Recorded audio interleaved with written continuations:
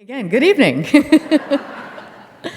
I'm honored to introduce our speakers for this evening and to welcome Amy Tan back to Dominican University.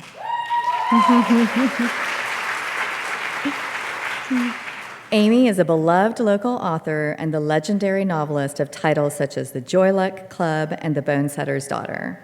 She was also the co-producer and co-screenwriter of the film version of The Joy Luck Club. Tonight, we celebrate the release of Ms. Tan's latest book, The Backyard Bird Chronicles, a unique and mesmerizing reflection on birding, life, and the natural world. Through daily journal entries, thoughtful questions, and lovely original sketches, Ms. Tan injects boundless charm and wit into her passion for birding and the natural wonders of the world. Hopefully, you've already had a chance to enjoy some of her artwork in the books that you've received tonight. In addition to her many writing accolades, Ms. Tan serves on the board of American Bird Conservancy and lives in Sausalito, California. We are truly thrilled that she is here this evening. Joining Amy in conversation tonight is Keith Hansen, also a Marin-based author. Mr. Hansen is a bird expert and professional bird illustrator, and you'll see a stunning example of his artwork during the program this evening. He has illustrated and co-authored several books, including his most recent, Hansen's Field Guide to the Birds of the Sierra Nevada. Keith is extremely popular in the birding community, and we're pleased that he could be here tonight. So let's get started. Please join me in welcoming Amy Tan and Keith Hansen to our stage. Thank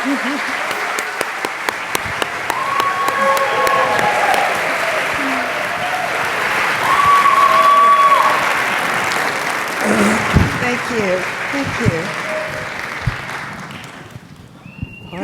Can I start with saying thank you all for coming here? And there are some very special guests here. One of them is Jack Laws, John Muir Laws. And where is he? Yes, there he is. He's a lot to do with this book. He was the person who started teaching me how to nature journal and how to draw birds. But it goes beyond that. It really has a lot to do with curiosity, attention, wonderment, asking questions. And there is an ancestral line here because Jack took lessons from this guy here, Keith Hansen. And so I get to benefit indirectly. The things that I learned from Jack also come from Keith. There's Beth Galugli, who's there as well, whose daughter is not here, but she was my mentor in curiosity. She was just barely a teenager when I first met her, and she just kept asking all these questions and writing them down, and I took a look over at what she was doing when we were on a field trip, and I thought, stay away from this girl, she's trouble. Because kids who ask questions all the time, they're kind of annoying. But then eventually I learned to follow Fiona around. And then finally, I also want to point out my goddaughter and her children and husband, Marcia. I don't know where you are, but she is here with two of my helpers, Gio, who takes care of the birds when I'm gone, and that's a lot of the time. He feeds the birds, fills about 12 feeders, and changes the water every day, scrubbing the bowls.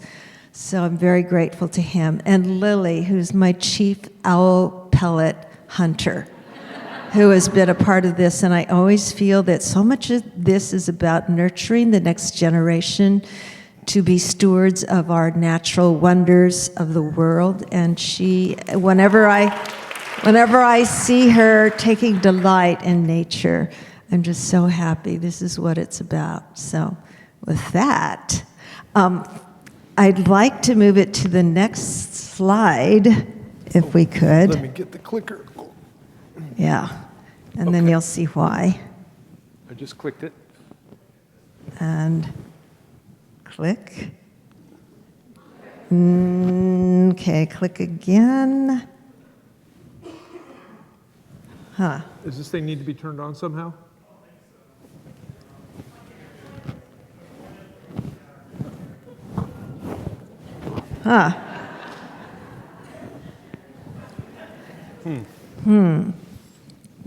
Let's see. Is there an advance? There you go. There we go. Okay, so I all wanted to treat you to, here's the master teacher who taught Jack and who, in that way, Jack taught me. I just wanted, this art is so spectacular. And this is only one of many things. I want to encourage you all to visit his gallery in Bolinas, and you'll see tons and tons of these amazing drawings, as well as you'll get a little look-see at the birds that he sees there, which is like from the window. He has this life list just from the window, seeing so many incredible birds, very rare birds, common birds, and all in that area. So you get to see what it's like to be a bird artist and an amazing birder extraordinaire. And with that, I turn it over to you, Keith. So can everybody hear me okay? Okay, good. Thank you, and for Dominican University for hosting this event, and to Amy for including me to be part of it, and to my beautiful wife in the front row, and to Beth and Jack. John, thank you so much for being here and for just helping out in so many different ways. I've known Amy for a few years, where she has joined me on the Point Reyes Christmas bird count for, where you get up at the crack of dawn and go all day trying to see as many species as you can.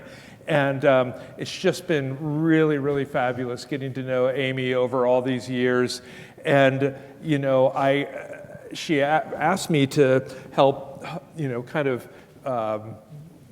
have a friendly conversation, if you will, two bird-loving artists, just having a talk with 300 people listening in. And so I just wanted to mention, there's a few things that she had written in the beginning of the book that really struck me and stuck with me.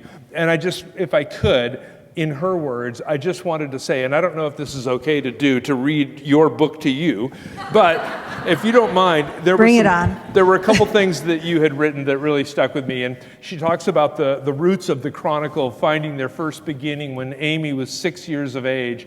And as she put it, she amused herself exploring the natural areas near her home. She had a creek that passed through the nearby area where she was captivated with all manner of creature, be it pollywog, frog, snake, or lizard. And when the creek would dry up, she discovered ladybugs, pillbugs, and fuzzy caterpillars. At a little bit older, she started to draw cartoons, and she drew a cartoon. Among one of them was about 2 male cockroaches who became deadbeat dads to millions of offspring. And so humor is never very far off with Amy, even in a book about birds that is serious. The humor is a beautiful entity that flows throughout the whole book. And the last thing before we get started, I just wanted to say I love it when Amy mentions how creating the Backyard Bird Chronicles was, quote, as she said, freeing from the constraints, from the constraints or torment of writing a novel. She says that she could be openly naive and not self-critical. She could respect science while also allowing for playful anthropomorphism and wild guesses. Being a daily chronicle, she didn't need to hope that the story would pull together. The story was the moment in front of her, one day, one page, one sketch at a time.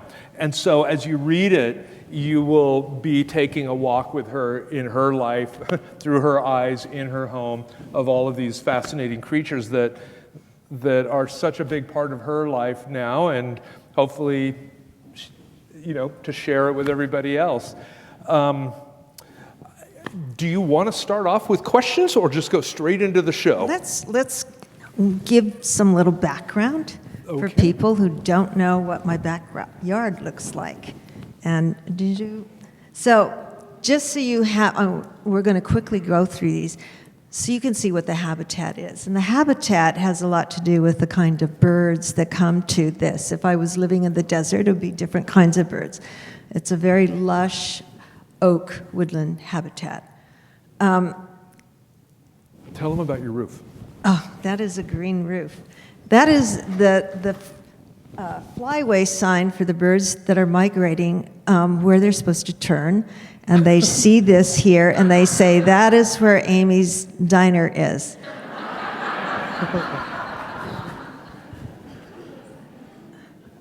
Okay. Oh, let me just go back. These are some of the characters in the yard. There's a scrub jay. This is a juvenile scrub jay, an Anna's hummingbird, and a fledgling junco, dark-eyed junco. And that is Junior the owl, who lived with us for about 8 months. Every day we could look outside, and there was Junior looking at us. His mom stayed with us for a little while, too. He was quite young when he first came, and he was learning to hunt.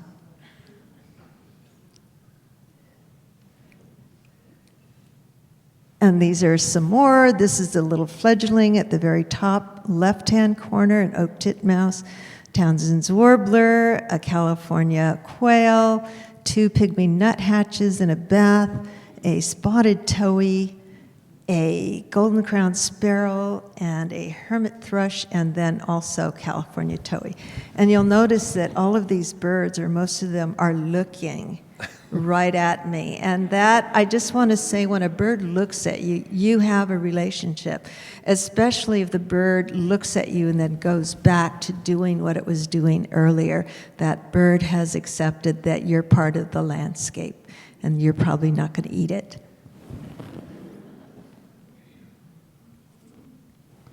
So one of the things I needed to do is go to learn how to draw with the wonderful John Muir Laws, Jack Laws. I went to some of these classes, and the reason why I actually started doing this was back in 2016, I was very much in despair. The country was very divided, and also there was more racism being very much more overt, and it was ugly. And I decided that I needed to find beauty in the world, and so I needed to go into nature. What an antidote. I took these classes to learn how to nature journal, to learn how to draw, but these are the early drawings, so you can see what happens when you practice. I estimate I've done, I don't know, how many pencil miles, as Jack calls it, like 10,000 pencil miles. So you can see, this is not talent. We're going to look at practice and learning techniques. So one of the bits of advice was that in order to draw this bird, you have to feel the bird in many different ways. You have to feel the shape of the bird, but also feel like, I took this further because I'm a fiction writer, feel you are the bird, which is what I do with characters. And so these are lessons about negative space, as you can see. 2017 was it's a little bit slow here. I didn't know what There you go. So this is after a lot of practice and a lot of patience. I learned to draw, and I was primarily interested in poses that look like the bird the moment before the bird took off. Some more of these birds. There's that baby junco that you saw a photo of, dark-eyed junco, the parent, and the California towhee, and a fox sparrow, all birds in my yard. Can I jump in real quick? Yeah. A lot of like beginning bird artists that you see will just kind of do the mug shot, side view, side view, side view, side view, side view, which, while challenging, is just a side view. But if you look at Amy's work, she's got like a 3/4 head turned straight on, kind of a little bit sideways. There's a side view, there's one over the back. And you only get that when you have somebody that's actually drawing the birds in the field, like she's doing here. So I just want to mention that. You can tell she's actually seeing the real thing, and she's putting it on paper, and it's fabulous. Yeah, it's not meant to be a representation of the species, and I know why the guidebooks have that, because they have to show certain field marks. This is what distinguishes this bird from that bird. But I didn't have to do that. I could just fool around and do whatever I wanted with those poses. There's a little lag time on, there we go. So we are going to start with this. Maybe you can explain what spark birds are. Yeah. Maybe some of you have heard this term, spark bird. It's just, sometimes people don't have a spark bird, but sometimes people will see a bird, and that bird will kind of launch their interest a little bit deeper into the realm of birds. And so, Amy, I think you said you had 2 spark birds, and I'll let her tell you about this hummingbird. But a spark bird is like the bird that you saw. Mine happened to be a cedar waxwing when I was in 6th grade that my brother showed me. But for Amy, it was, I think, this little hummingbird that came and landed on her hand. The hummingbird, I discovered that they're tiny and we think they're fragile, but they're actually so strong and they're fearless. And this bird, whenever I came out and I was near the feeder, it would come around and buzz around my head with loud wings to let me know it was fierce and could poke my eye out. It would be in front of me and fan its tail and threaten me. It wouldn't really poke my eye out, but it felt very dangerous. And then eventually, it was so brave. When I put a feeder on my hand, it needed to claim that as well. So it ended up landing on my hand. And it just sat there and fed for the longest time. It seemed like an eternity, but it's probably only, 20 seconds. And I could see everything on top of the head. And I could talk to it and said, "Good little bird, brave little bird." And it would look at me and keep drinking. So that was a spark bird. I just fell in love. I thought, these creatures are miraculous. The other bird, it looks like when I first saw it, I thought, oh, this is a cute baby bird. It's all fluffy and it's eating. It looks a little tired, but it's probably been flying a lot. And then it flew to me and landed on me, and I realized, no, there was something wrong with that bird. That bird actually was very sick. There was a salmonellosis outbreak going on among finches, and I came to recognize later this bird had probably about 24 hours to live. There was nothing I could do about it. So I took all the feeders down for a number of months. I thought I'd never do this again. It was just so heartbreaking. But instead, I put them back up eventually, and I decided what I should do. I was so moved by the sanctity of each bird's life that I decided I'd get into conservation. And so I'm now on the board of American Bird Conservancy and learning what people do for conservation, a lot of which has to do with habitat.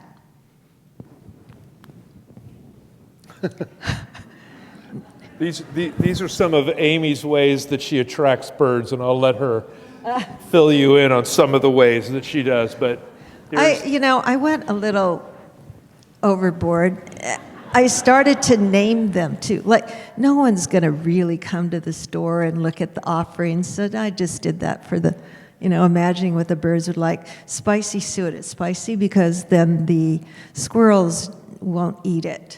Or, for example, Niger Nirvana. Those are, seeds for the finches. Or Alaska Taste Water. No need to go all the way to the north for melted ice cap. And then I really went crazy. I started buying mealworms. They're live mealworms. And they wiggle, and they're not really worms. They're the larvae of beetles. At a certain point, it wasn't just 10,000. Eventually, it was 20,000.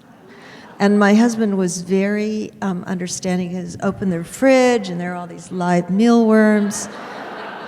But I got to tell you, though, Keith came to the house one day. We're having a lunch for the Point Blue people. We were on a birdathon.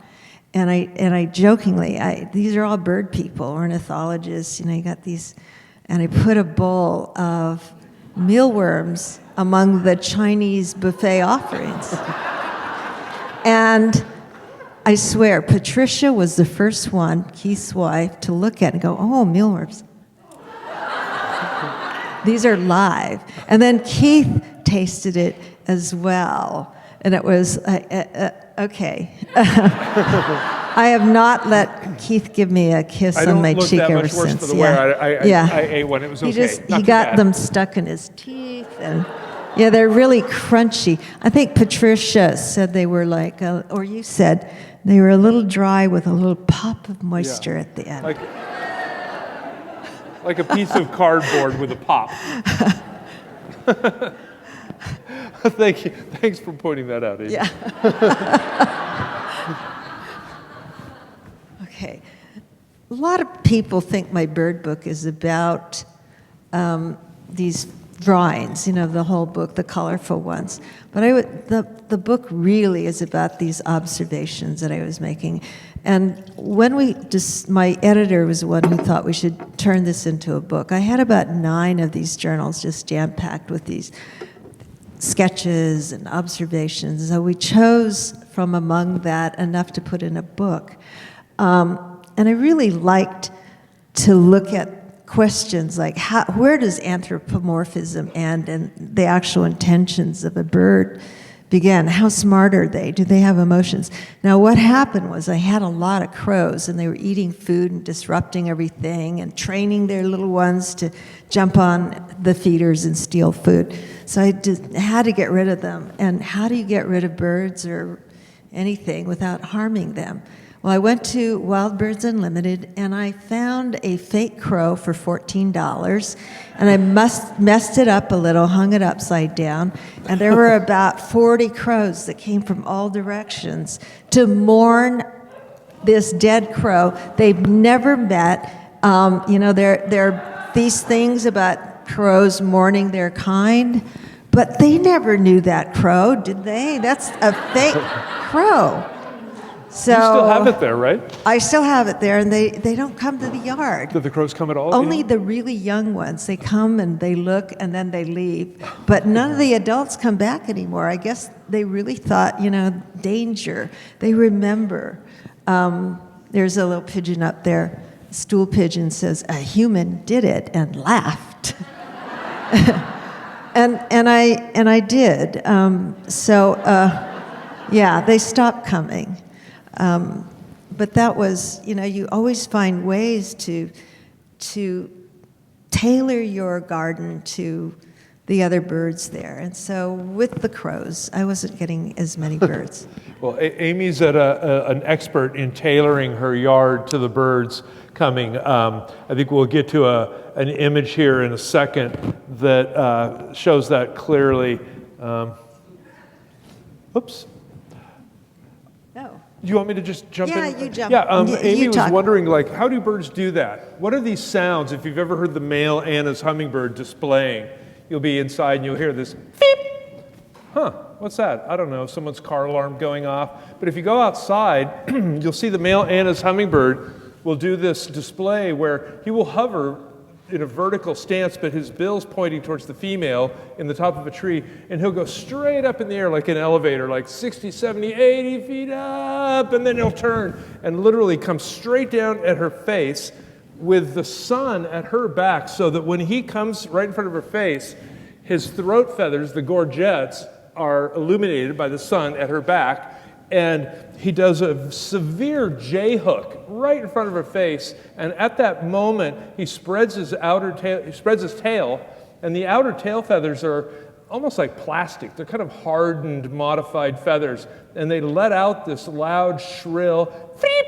So hummingbirds are obviously named for the sound of their wings. That's the humming, that's from their wings.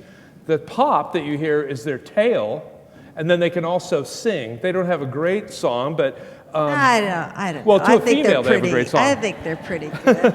But they have 3 different ways of making sound, so that's how they do it. Yeah. I'll go ahead. Okay. I would just say, when we were talking about the song, I learned how to do the song of the hummingbird. And I don't do it exactly because I don't have a syrinx like these birds do. But all I did was imitate basically the intonation, and it goes like this. And I would do that sound, and the male hummingbird would come to me and look at me and then say, "Oh, well, forget it," and then leave. So it was kind of fun. Or they'd come and then they realized that I had something for them. So they were pretty curious. But it's a fun thing to do, listen to bird sound, and then you realize how miraculous it is they can make all these different sounds. These are the funniest birds. They're scrub jays, and these are juveniles. So I watched them for a while, learning how to raid the feeder. Their parents would bring them there and demonstrate, and then wait for them to take the cue and go up and do it. But a lot of times they would jump on it at the wrong angle. In order for a bird to learn how to fly, they have a lot of trial and error, like what kind of propulsion, what angle, what do they have to hang on to? And so a lot of times I'm watching these birds fall. And then they cry. They cry for their parents to come and feed them. They have not been successful. So this is just a cartoon of what goes on, what I saw one afternoon with the poor bird that's hanging on desperately. And I swear its eyes were bulging, and I just wondered as it looked at me if it was embarrassed that it couldn't do that. That's anthropomorphism, of course. We don't know whether birds truly are embarrassed, or maybe you know? I don't know, but I've seen birds make mistakes, like human beings. You know how when you're walking down the road and you stub your toe on a rock or a curb, and then you look back at it like it's going to change or something, like the curb's going to go away. It's like, whoa, how could you? Birds make mistakes and trip and fall and run into branches and stuff sometimes, and they always look a little sheepish to me, but I don't know if they're truly embarrassed. They're just learning, I guess. Yeah. And you see it a lot in those juveniles. I've seen them actually slip on something and, like you said, go back and say, there's something very defective about this twig here. And in the end, this poor little fledgling, it wasn't able to get anything. And juncos, other birds, they throw the seed onto the ground. That's what this fledgling had to eat, that and some bird poop or whatever. They have a hard time distinguishing what's edible until they learn pretty quickly. But in the beginning, they're eating all kinds of unappetizing things. I was told early on that certain birds never go to the feeder, and one of them was a hermit thrush, that they're very shy. They're ground feed. They would never go to a feeder. And when somebody says to me, "Never," or "You can't," or then that sets a little thing in motion in my brain that's like, "Why not?" Or I'm going to do the exact opposite. So I started to put down feeders on the ground so the sparrows, the ground feeders, could figure out a way to get in and then eat this really delicious meal of mealworms or whatever it was, spicy suet. And so one day this hermit thrush came, and they're very secretive, remember. You hardly ever see them. And he went to this feeder. It's round, and it contained mealworms. And he tried from various angles, sitting on top of it, sitting on a little swing that was close by, and looking in and crashing into the bars. It was amazing how long he persisted. I would say he did this for a good part of 2 hours. He would leave, then come back, and he kept trying. And eventually he was able to learn how to get into the feeders. How did he do it? Just stick his head in?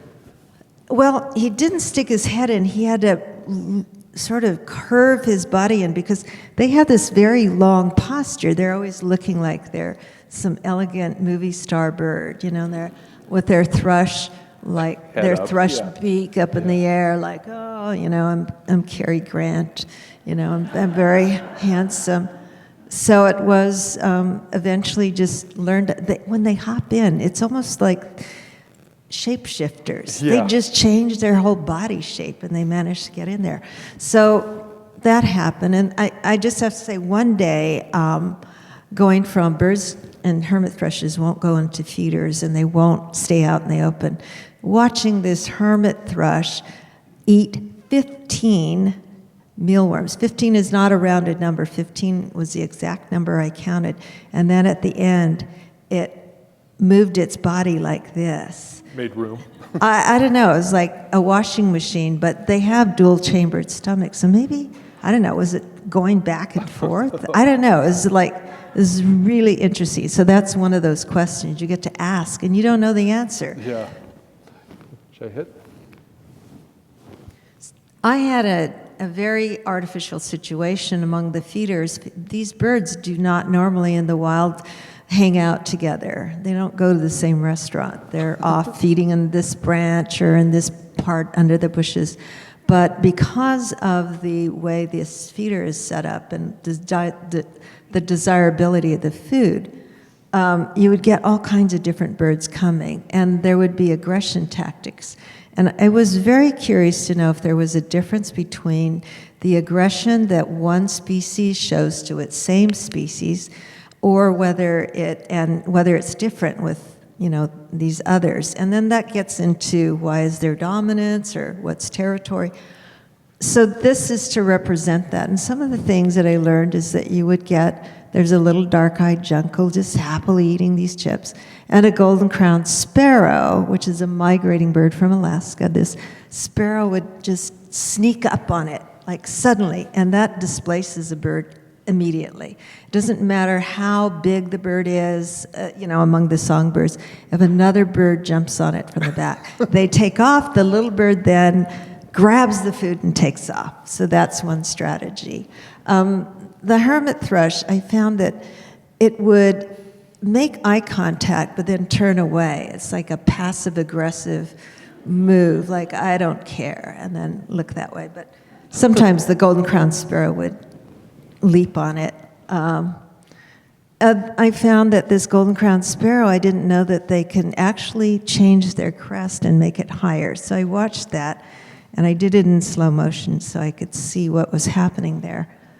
So anyway, those are a few of the ways, these strategies. We're gonna write a book on the fighting strategies of, so we can give it to our sparrows and teach them how to be more successful.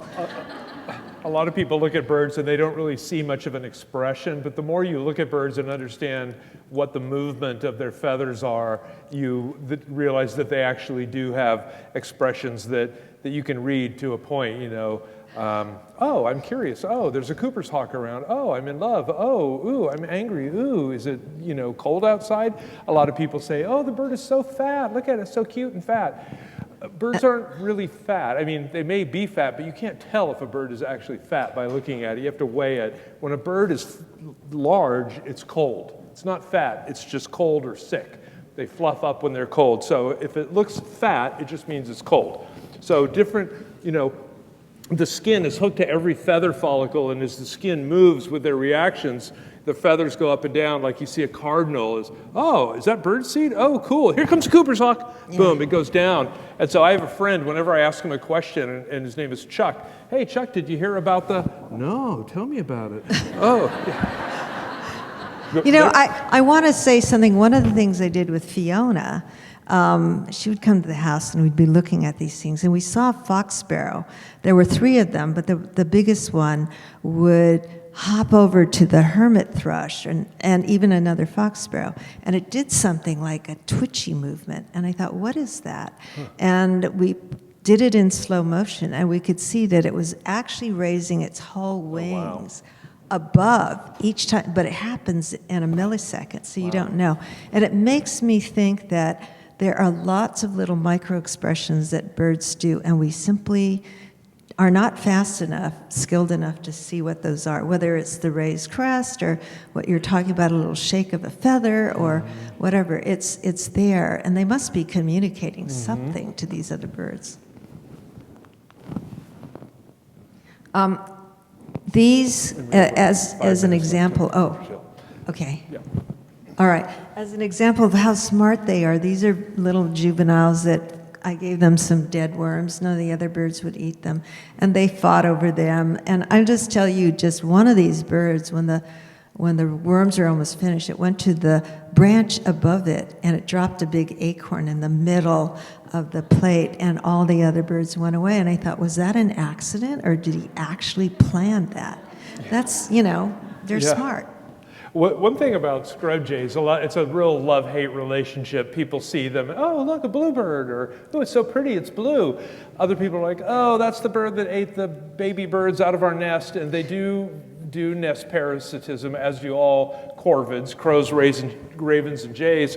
But scrub jays are probably the species responsible for the composure of California, the way that California looks, the oak trees. These things plant thousands, tens of thousands of acorns in the ground, which they then come back to harvest either the rotten acorns or the bugs that are eating them, but they have these caches everywhere. But if that bird gets hit by a Cooper's hawk or dies of old age and is no longer with us, well, all those hidden caches, you've all found oak trees popping up in your garden. Oh, how cool. On my roof. Yeah, on her roof. Yeah, that's not the plant you really want on your roof. But anyway, jays do have a really good side to them. So next. This is what I was talking about. The shape-shifting. This is a California towhee, and it was trying to get into the cage, but as you can see, it's way too big. It was trying to squeeze in, it would go out, try different. It's funny, they would try different sides, as if the openings are going to be different. And it would get to this one part, and then suddenly, it was so motivated, it saw another bird, a white-throated sparrow, just hop right in, and I just looked at it, and then it hopped in. I have no idea how it did that, because it struggled like that for a very long time, and suddenly, just by watching another one, it was able to do it. That's so wild. Yeah. Next. Oh, this is one that you need to talk about, Yeah. Keith. Th- Well, let me just explain what this is. We had to drain our cistern, and all the water was about 4,000 gallons of water, and all the neighbors were horrified. They thought we had a spigot on. We're just wasting water. But this was contaminated by something or other, and we just needed to get rid of it. So this water was rushing down a supporting wall, and suddenly we saw California towhee start at the top and then ski down. And then it went to, was that a mistake? Was it trying to land on the water? But no, it went back, and it just kept doing that.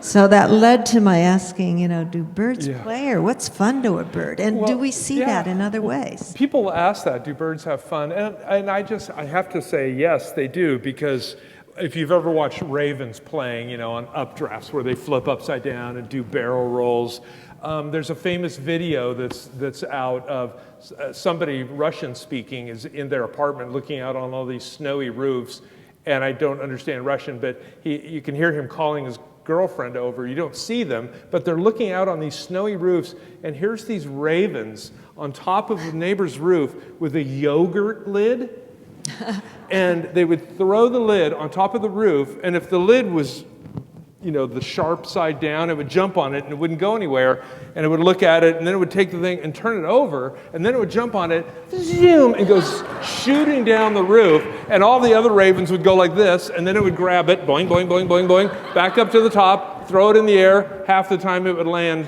the wrong way down, and other times it would land the right way, and they would do this over and over and over. I do a lot of work on the fair lawns. You watch California sea lions, catching waves repeatedly.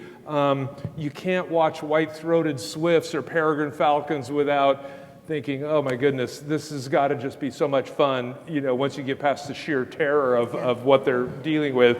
But I think birds have fun, I often, the things that I've seen that are fun, it seems to me, it often has to do with what we would think of as athleticism. So athletes have fun by showing their prowess and what they can do with these, muscles and coordination. And it seemed like a lot of the fun involved something similar, tossing it the right way, and spectators, and there were other spectator birds watching this. The other one I've seen is birds that jump on the swing, and they deliberately are swinging because you see them thrust their body out, and then they land on top of the swing, and suddenly there's not any of that momentum. They're like this, like, what's happening? Nothing's moving. So, and it doesn't lead to anything. It's not as though they get on the swing and they get then closer to a feeder or anything. It seems to have no purpose except to do it over and over again.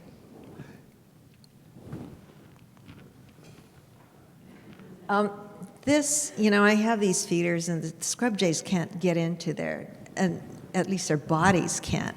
But I found out that these scrub jays were poking their heads in and then kind of moving the feeder bowl over to the side. They would eat it all up. And I thought, oh, that's clever. So I decided I'd move it to the center. At one point, I put it on a silicone hot pad. I came out the next morning, the silicone hot pad had turned into confetti. It was all white over there. So I said, okay. Then I started putting in some twigs to keep it from going in. The next day, the twigs were on the ground.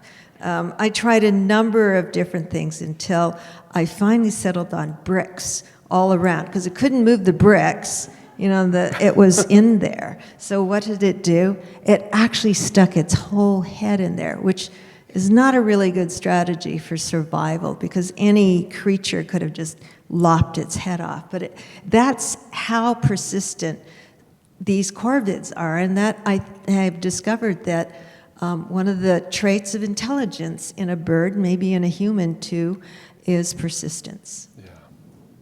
Well, they are smart. The smartest birds in the world are corvids, and there's one that lives on an island. I forget the name of it, but it looks like a raven or a crow, and it's, scientists judge a bird's intelligence by how many steps they have to take. There's a piece of food on the ground. You go over and pick it up. That's step one. There is a piece of food on the ground, but you can't get to it unless you put your head through the hole and grab it. There's a piece of food on the ground, but you can't get your head through the hole until you go grab that stick and break it in half, and then you can skewer it. That's 3 steps. This crow that they study, it's on some island in the Pacific. Wasn't it New Caledonia? It's a New Caledonian crow. It lives on New Caledonia. Yeah. And it's up to 7 levels. It's like you got to pull the string to get that stick, then you got to get the stick, break it in half, go put it through this round washer over here, drop the washer in this thing, that makes that go up. It's insane. And they do it like boom, boom, boom. And all the other ones are watching, and then they come in and just do it flawlessly right off the bat.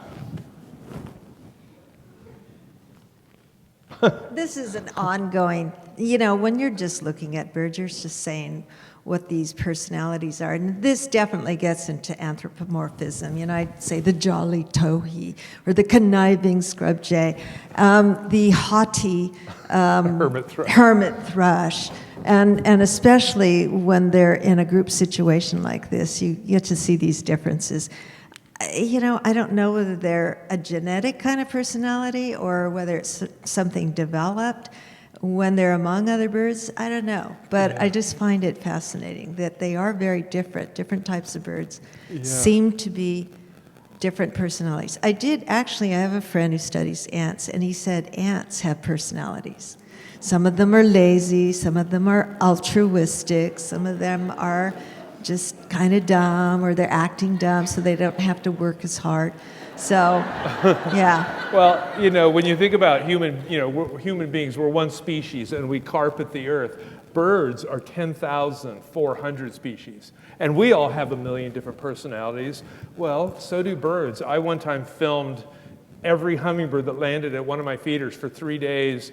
Long story short, there were 119 different individual Anna's hummingbirds, and people are like, 119? How can you tell them apart? It actually wasn't really that hard. Visually, you can tell most of them apart. Some of them, it's behaviorally. Like a bird can look identical to another bird, but it'll be lethargic, and another one's like jacked on coffee or something hyperactive.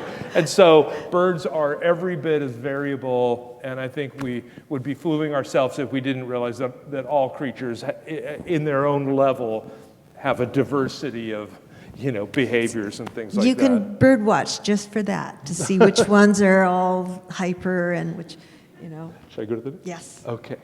Oh, this is a good one. I had this. It was a finch that was a female house finch. There's a feeder there. It looks like a house, and it was going back and forth in front, and by the window. And a lot of people say, "Oh, by the window, it's a bird that sees itself. It's very territorial. It's in a mating season or mating mood." But no, this was a female for one thing.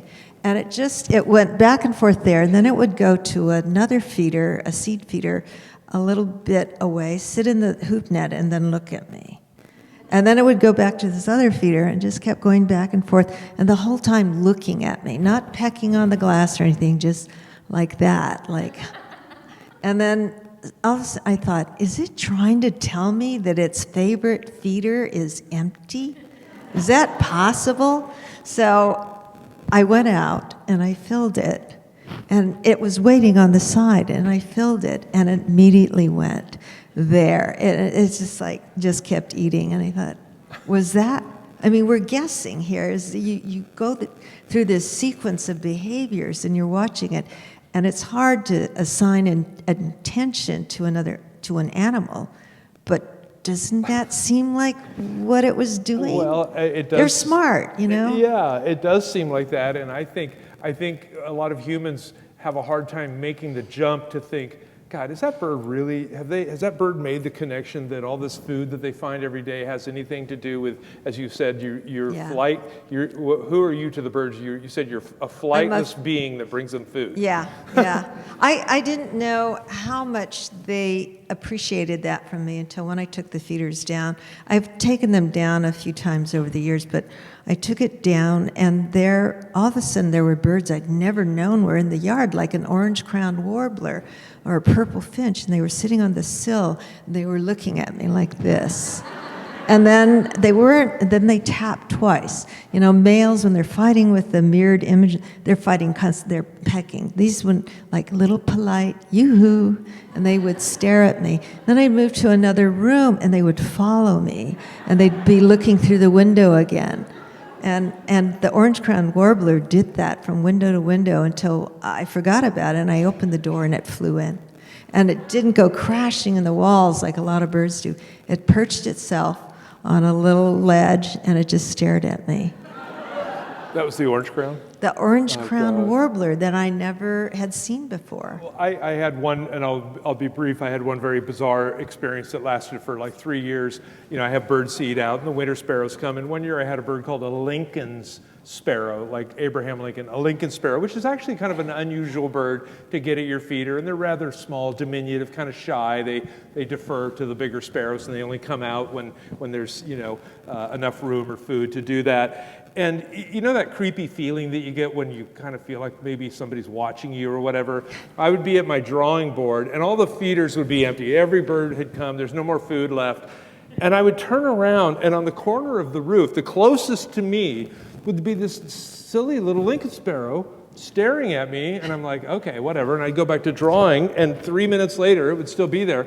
And I thought, no way. So I go over to my seed area, and I put about 5 or 6 individual seeds, and the thing is sitting like from here to the corner of that blue sign, and I throw the seed out, bing, bing, bing, bing, bing, it lands on the ground, bing, closer, closer, closer, and I'm standing there with my little buddy now, dropping individual seeds to it. Cool, that's never happened before. The birds breed in northern, you know, in the Sierra, in the Rockies, in Alaska, British Columbia. A year later, oh, hey, I got another Lincoln sparrow. One idle Tuesday, I look out, and here's this bird sitting on the corner of the roof. This is a year later. That bird's gone to wherever, Montana, and back to the gallery. No, can't be the same bird. So for 3 years, this little buddy of mine got to be hanging out, and I could like even put seeds and come into the gallery a little bit and feed, and then run outside. It's pretty cute. Anyway, so they do know the connection, I think. Yeah. I really wanted to see a nest, and I did put up a box, and it just took about 5 years before one decided to go in it. I didn't know. I was going to try and clean it out. Maybe that's why they weren't using it.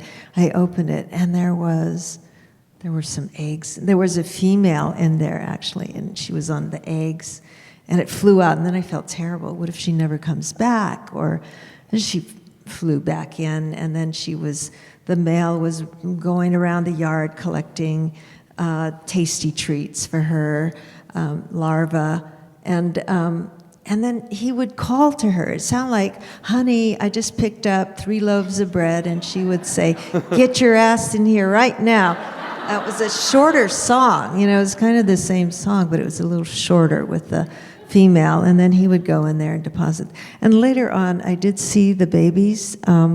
They came out, the fledglings, and they were trying out different things, trying to fly from place to place.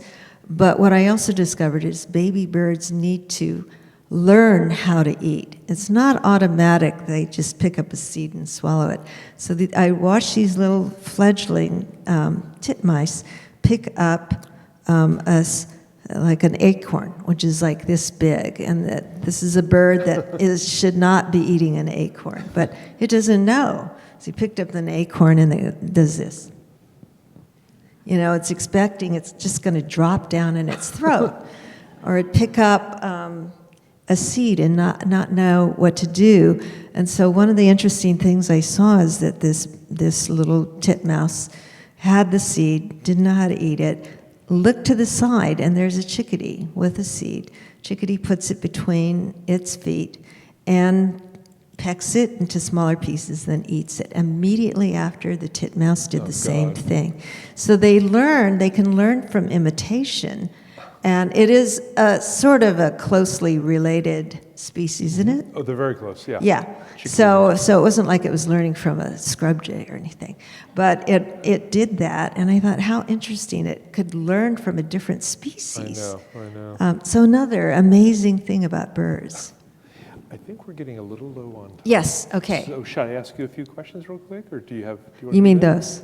We're going to ask some questions, but we were told is this 90 minutes so we can go on? Oh, it goes till 8:30. Is it? Can somebody tell me? It goes till 8 or 8:30? 8. Sorry. Okay, we'll wrap up. 8:30 or 8? 8:30? 5 minutes. I can't hear you, but we'll sorry. just wrap How up. long do we have till 8 or 8:30? 8? 8:30. Yes, Elaine, and we're looking at you. No? 8:15. Okay. 8:15? All right. Okay. Yeah? All right. Okay. Because we can't hear you. I'm sorry. We can't hear what you're saying. Okay. So to the next? Yeah. Oh, yeah. Oh, a lot of people have this feeling that when a loved one dies, that maybe it will come back in the form of a bird. And it provides closure, knowing the person is freed, flying away. And that study is actually called avimancy. I had a dear friend of mine, 2 dear friends, who they suddenly died of heart attack 6 weeks apart. But when the first one died, he was my friend for over 50 years. Asa, he was really outrageous, and commanded attention. So one day, I saw this, shortly after he died, I saw a chipmunk. There's no chipmunks I've ever seen in Marin County, let alone in my backyard. Then I saw a purple finch, which is a very unusual bird in my yard. And then the towhee was looking at it and just stared at it like it was, something strange as well. And there was another bird. And I imagine Asa, who's an atheist, saying to me, how many times do I have to put this drag on before you recognize that it's me? That's what grief and hope do combined together with birds is pretty wonderful. I know of a lot of people who get a lot of comfort from that. Yeah. Oop. You have to admit, birds are hilarious. This is my owl junior in the yard. He would sleep on the branch. He would be on the branch, and I would look at him every day. And then sometimes he'd open his eyes, and he'd look down, and then he had this resting face. So I decided I'd draw his resting face. And they thought, what other faces does he make?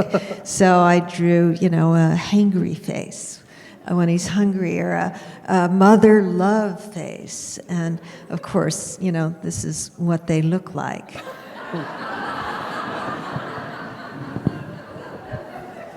I think that might be the last photo. I think there's one more. I just want to say, when you love birds, and I hope you all do or come to love birds, you also want to protect them. You want to save them.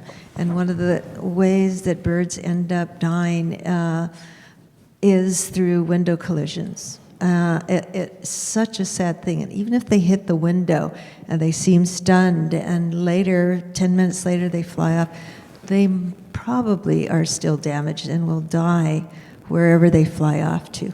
So my goal was to try and reduce the number of window strikes. I had maybe one a year, which isn't many considering my house is mostly glass.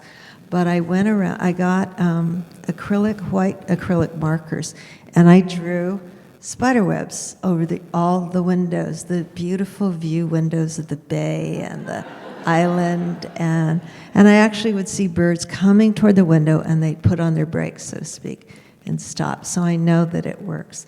Anyway, I usually don't have messages in my books, but my message would be, please love nature and take care of nature. Yeah. Well, I think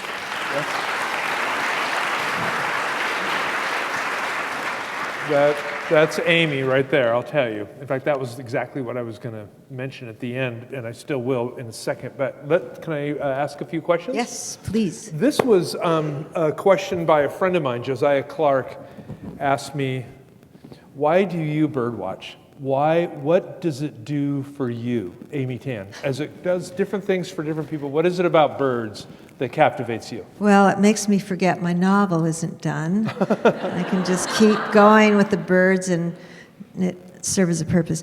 It is like a meditation in a way. It takes me out of the current situation. I'm there in the moment, and it expands my mind. I find myself thinking in different ways. And by thinking about these things and drawing and taking notes at the same time, I remember it and I can expand on it. Now, this is a notion that Jack Laws has put forth in his classes. He talks about that very thing, that your attention's, one of the things that happens is you become smarter. And a lot of it, I think, has to do with your paying attention, noticing more. So that's what I do. I'm trying to get smarter. Mm-hmm. All right. Well, this is a question from somebody, and you may have already answered this. Our western bluebirds seem to be fascinated by their own reflection in window, glass, and car mirrors. Any insight into this behavior? Yeah, well, I turn to you for the insight. I mean, I always think that it's during courtship periods, and they're fighting with another male that they see. Right. I think it's usually males that see their reflection that are like flexing in the mirror, like, come on, let's duke it out. Unless you've taken the feeders down. What's and that? Then, unless you've taken the feeders down, then it's looking at you like, when are you going to bring the food back? But no, these fighting birds, they're fighting, they're tapping the window constantly. And that's when you know, I think. Yeah. Which is different than her birds looking in the window like, where's the food type of thing. Where are you headed for your next birding expedition? Keith's gallery. I actually am. We're going to go on you're going to take us birding, American Bird Conservancy. Yes, and we're going to stop at the gallery because everybody's heard about what you do there and the birds you can see. But after that, in January, I'm going to a favorite place of mine in the world. It's Raja Ampat in Indonesia, and there are these islands. There's a little eco-resort, a little tiny island you will not see on any map. And I used to be terrified of water, but when I go there, I'm in the water all day long. I'm in open water, and because it's just so beautiful nature there. I would do watching of sharks if I could, but they don't fit in the backyard. So I don't do whale shark. I mean, I have swum with whale sharks. I have swum with sharks as well. But I only get to watch them when I go to Indonesia. All right. Well, Where are you going? Me? Well, probably my wife is from the Yucatan in southern Mexico, so we're probably going to the Yucatan again next. We have a tour planned there in January of next year. So, Great. Come along. Yeah. It's open to anybody who would like to come. The next question for Amy is, do you illustrate from your observations, or do you use photographs or other illustrations? I draw the cartoons mostly just observing that this is nature journaling. That's something that Jack talked about. We're in the field, and how do you capture something? Sometimes you can only capture a little gesture and some notes, and you can go back and fill that in. But just from my own practice and the spontaneity of nature journaling, I like to just draw the cartoonish, sketchy birds that way, and I may refine them later, but I want to get them down in the moment. The detailed bird drawings you saw, that really takes time, but I only use photos of the birds in my backyard because I have a personal relationship with that bird. It's like if you came to me and you wanted your portrait done, and instead of doing the portrait of you, I did one of Keith and said, well, that's like you.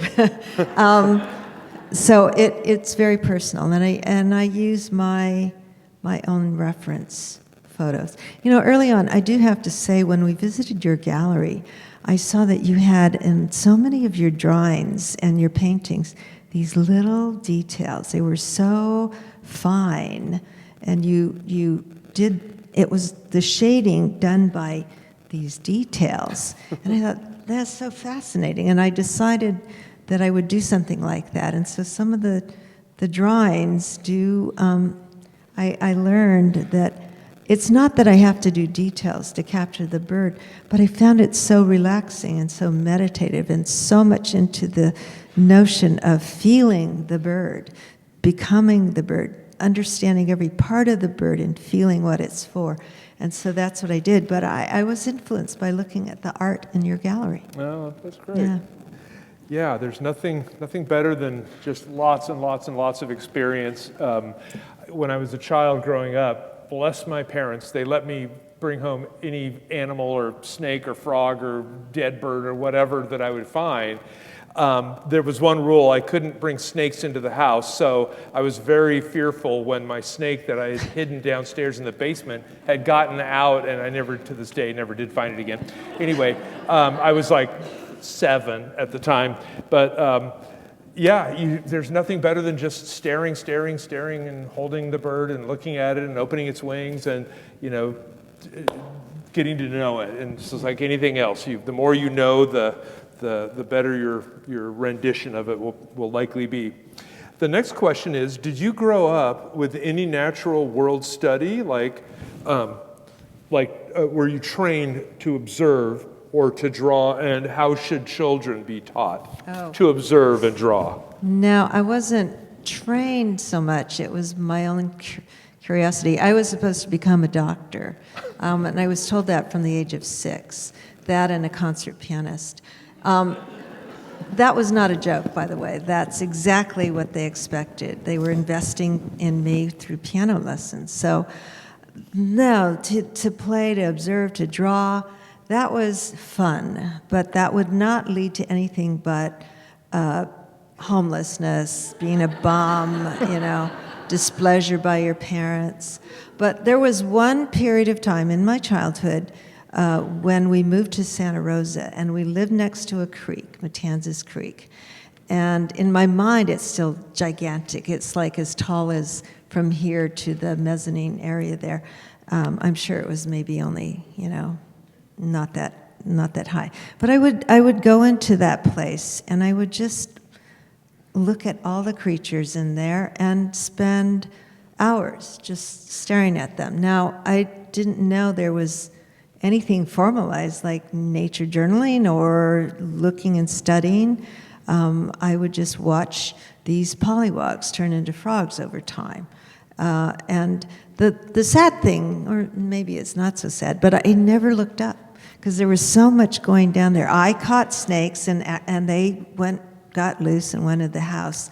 We did find one of them tucked in the seat of the car just before we picked up my grand auntie from the airport. But I would, you know, take the creatures and look at them. And I tell you, that continues with me today. There's nothing boring about watching a creature, no matter how small, for hours. When I was in Easter Island, I think most people would go off looking at all the wonders of Easter Island.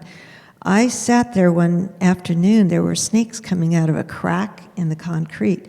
And for hours, I just watched the ants come out, and I put, you know, like a little piece of breakfast cake, a little bit, you know, egg white, goji berry. And I wanted to see this path that they would make to get to the fastest. And they would go back into the crack and say, hey guys, there's a bunch of egg white, And so I'd make these mazes out of tiger balm, which they don't want to step on. But that's the kind of thing that I would do, and that's a carryover from childhood. You're just playing, and hopefully you're not killing anything. You're not stomping on them. I had this respect, a reverence for the animals that were there. That's great. Fabulous. I think, let me see, this may be, when did you first recognize that birds have differences? At what age? Well, I didn't really look at birds when I was young. I saw crows, and this is shortly after Alfred Hitchcock's movie, The Birds, came out.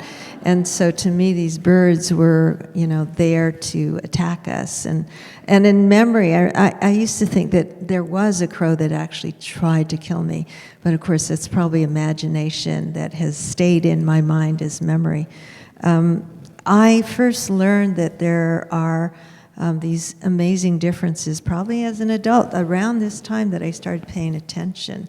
I only noticed 3 birds in my yard before I started nature journaling. Yeah. And to this date, I have 66 that have been identified as visitors to my yard. Wow. And there are probably many more I have not seen in the canopy because I'm not looking up in the canopy. The last bird is a very unlikely bird that came to my yard, and that was a great blue heron.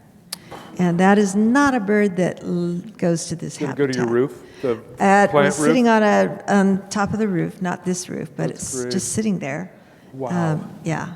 Well, that was the last of the questions, and we literally have just a couple more minutes. And so, do you mind if I just wrap it up with a statement that I wanted to make to you, Amy? And that is,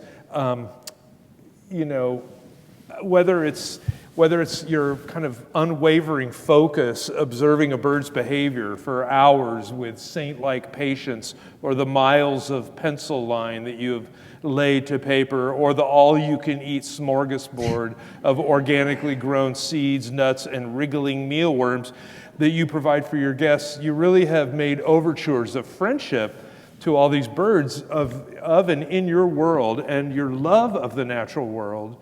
And birds specifically, coupled with your drive and creativity, have really culminated into the creation of this wonderfully informative, colorful, and unique book. And I want to just thank you for creating this, because as I was mentioning last night, I've got hundreds of bird books. I have no bird book that's anything like this, because this is almost like a human science experiment. We're going to take these 2 human beings, Lou and Amy, and we're going to put them into this place. She knows 3 birds in the world, and COVID is now here, and so you got to stay there. What are you going to do with your time?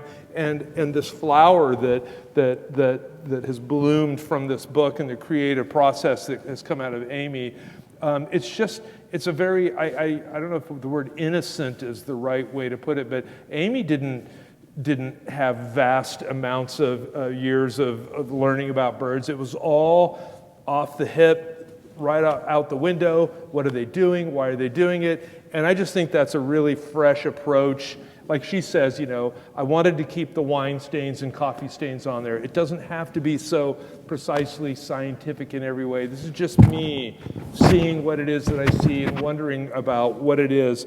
And just in closing, I think most importantly, Amy, you invite us all to take a closer look, to ask questions, and mostly to see those individual creatures in your yard for what they are. Fellow beings that we share this spinning blue ball with, each a precious entity from nature, worthy of our attention, our admiration, and wherever possible, our protection. And so thank you, Amy, for everything. Thank you so much, Keith. Thank you. Thank you all. Thank you.